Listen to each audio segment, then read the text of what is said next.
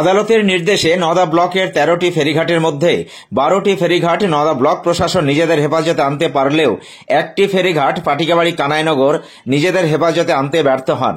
এই ফেরিঘাট সংক্রান্ত বিষয়ে নদিয়া জেলার করিমপুর 2 পঞ্চায়েত সমিতির সহসভাপতি সাজিজুল হক শাহ মিঠু কি বললেন শুনুন।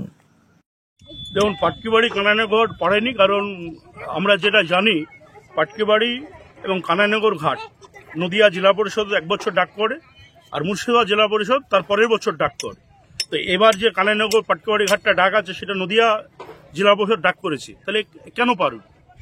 আর এই যে নওদা পঞ্চায়েত সমিতি 13টার মধ্যে 12টা ঘাট দখল করেছে, আমরা করিমপুর 2 পঞ্চায়েত সমিতি যদি এই ঘাটগুলো দেখা যায়, ম্যাক্সিমাম বিশেষ করে ফাজিলনগর মুক্তারপুর ঘাট, ফাজিলনগর আমতলা ঘাট, নারায়ণপুর ঘাট, টিয়াকাটা ঘাট, আমরা করিমপুর 2 নম্বর পঞ্চায়েত সমিতি আমরা উদ্যোগটা নিইনি।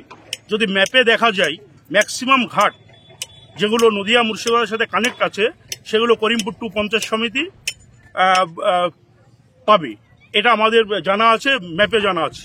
তো আমরা আমাদের ব্লক প্রশাসনের সাথে আমাদের আলোচনা হয়েছে, আমরা আগামীতে এই নিয়ে আমরা উচ্চতর আদালতের কাছে যাব, এটা পরিষ্কার। কারণ আমরা চাই যদি আমতলা ঘাটটা আপনারা যদি দেখুন, আমতলা ফাজিলনগর আমতলা ঘাট, ফাজিলনগরের মানুষ বিশেষ করে নদিয়ার মানুষ আমতলাতে ব্যাপক সংখ্যায় যায়, মানে শতকরা যদি 90টা আমাদের নদিয়ার মানুষ যায়, মুর্শিদাবাদ নওদার মানুষ আমাদের নদিয়াতে মাত্র 10% লোক আছে, 10টা আছে।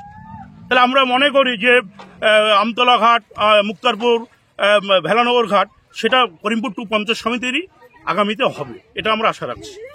এই যে ঘাট হস্তান্তর হওয়ার ফলে মানুষের কতটা সুবিধা হলো না অসুবিধা হলো না? ব্যাপক অসুবিধা। আপনি যদি আমতলা শহরটা দেখেন, এখানে কলেজ আছে, এখানে গার্লস আছে, এখানে বয়েজ স্কুল আছে, এবং আমতলা শহরেও বিশেষ করে ফাজিলনগর নদিয়ার মানুষের প্রায় 60% ব্যবসার জায়গা।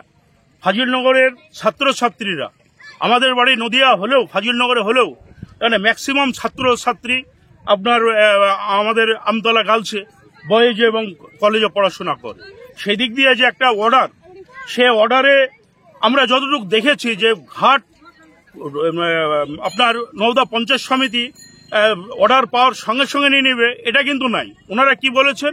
ওনারা বলেছেন যে এই ঘাটটা 12 বছর টেন্ডার হয়নি, যারা মাঝি সমিতি আছে, সমবায় আছে যাদের মাঝিদের, তারা এটা আপনার আগামীতে টেন্ডার করবে ব্লক প্রশাসন।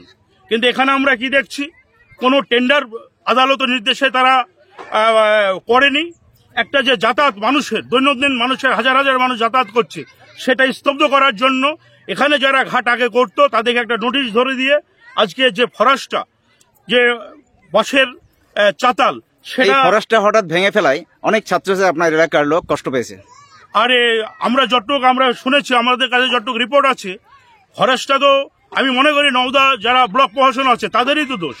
তারা 7 দিন টাইম দিতে পারত, তারা বিকল্প ব্যবস্থা করতে পারত, তারা এখানে টেন্ডারটা তারা করতে পারত, এবং টেন্ডার করার পরে যারা পেত তারা একটা টাইম দিয়ে এই ফরেস্টটা উচ্ছেদ করা যেত। কিন্তু হঠকারী সিদ্ধান্ত, আমরা মনে করি নওদা ব্লক প্রশাসন এটা হঠকারী সিদ্ধান্ত নিয়েছে।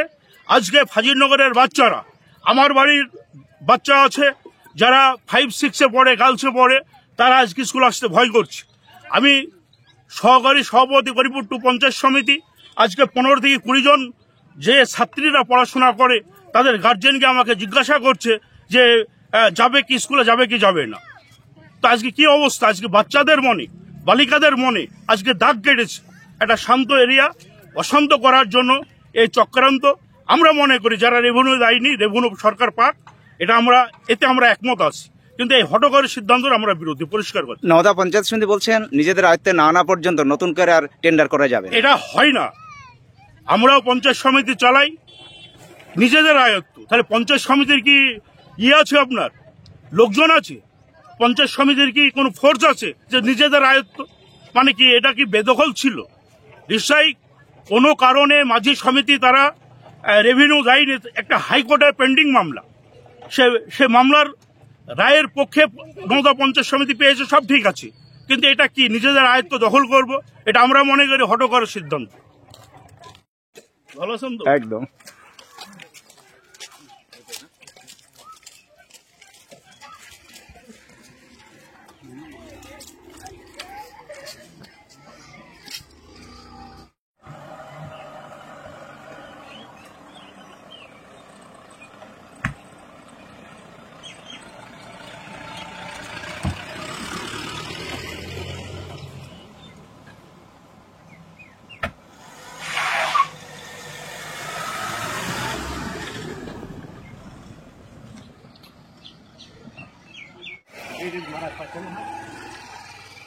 No petrol, no registration, no pollution, no driving licence.